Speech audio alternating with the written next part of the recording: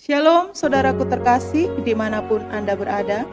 Sesaat lagi kita akan mengikuti renungan firman Tuhan dalam program Rema oleh Pastor Andreas Agung, Gembala KBC Bekasi. Buka hati saudara untuk menyambut firman Tuhan. Selamat mengikuti, Tuhan Yesus memberkati.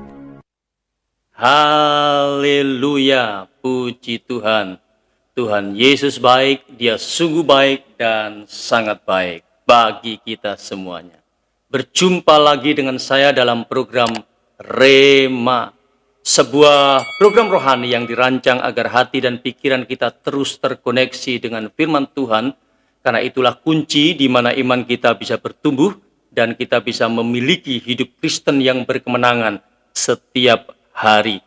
Dalam program ini kita akan belajar firman Tuhan secara urut dari Matius sampai Wahyu. Hari ini kita sampai pada seri 39 dan kita akan membaca Matius 5 ayat 29 dan 30 demikian. Maka jika matamu yang kanan menyesatkan engkau, jungkilah dan buanglah itu. Karena lebih baik bagimu jika satu dari anggota tubuhmu binasa, daripada tubuhmu dengan utuh dicampakkan ke dalam neraka. Dan jika tanganmu yang kanan menyesatkan engkau, penggalah dan buanglah itu. Karena lebih baik bagimu jika satu dari anggota tubuhmu binasa, daripada tubuhmu dengan utuh masuk neraka. Yesus mengajarkan mutilasi. Itulah tema Rema seri 39 hari ini.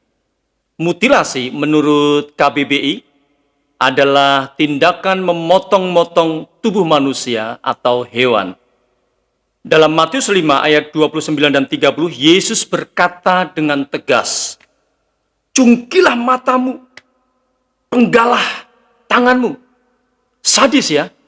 Apakah dalam ayat ini Yesus sedang mengajarkan tentang mutilasi? Bagaimana kita memahami ayat yang sepertinya sadis ini?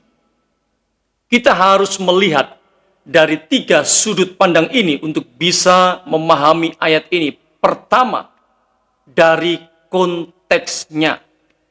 Matius 5 ayat 29 dan 30 masuk dalam konteks pengajaran Yesus tentang standar kebenaran versi Taurat dan standar kebenaran versi Yesus.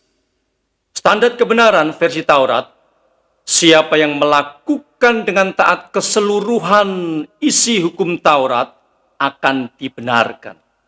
Standar kebenaran versi Yesus, manusia dibenarkan bukan karena melakukan hukum Taurat, tetapi karena kasih karunia oleh iman di dalam Yesus. Artinya, masuk surga atau neraka bukan karena usaha dan perbuatan manusia, tetapi karena kasih karunia oleh iman di dalam Yesus Kristus. Kedua, kita harus melihatnya dari sudut pandang majas atau gaya bahasa. Dalam pengajarannya, Yesus seringkali memakai berbagai macam majas untuk menyeberangkan kebenaran, termasuk yang dipakai dalam ayat 29 sampai 30 ini. Yesus memakai majas untuk menyeberangkan kebenaran tentang seriusnya dosa. Jadi bukan dalam arti hurufiah kita diperintahkan untuk mencungkil mata kita dan memenggal tangan kita. Yesus memakai gaya bahasa ini untuk menarik perhatian pendengarnya kepada keseriusan ajarannya. Ketiga, kita harus memandangnya dari sudut pandang penekanan ajaran Yesus.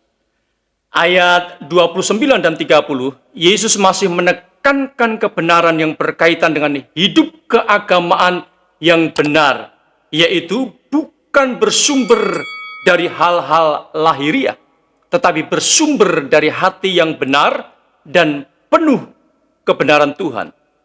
Mata dan tangan tidak bisa menentukan orang masuk surga atau neraka, tetapi hati.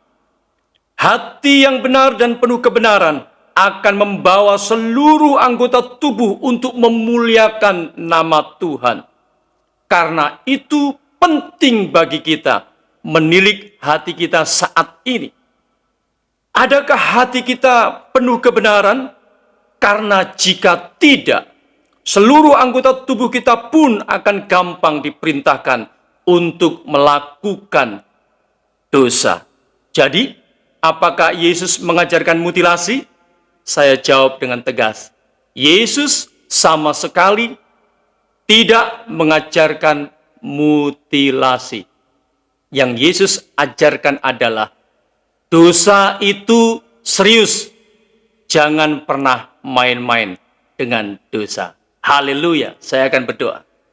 Tuhan Yesus, terima kasih firman-Mu tegas mengajarkan kepada kami bahwa dosa itu serius. Kami tidak mau bermain-main dengan dosa, supaya hidup kami terus berkenan di hadapan Tuhan dan kami bisa sampai ke surga-Mu Tuhan. Terima kasih Tuhan, kesempatan yang baik ini aku berdoa bagi setiap saudaraku dimanapun berada yang sakit, Tuhan lawat, jamah dan sembuhkan. Yang susah Tuhan hiburkan, yang lemah Tuhan kuatkan, yang ada dalam pergumulan Tuhan berikan kemenangan. Dalam nama Yesus aku berdoa, haleluya, amin.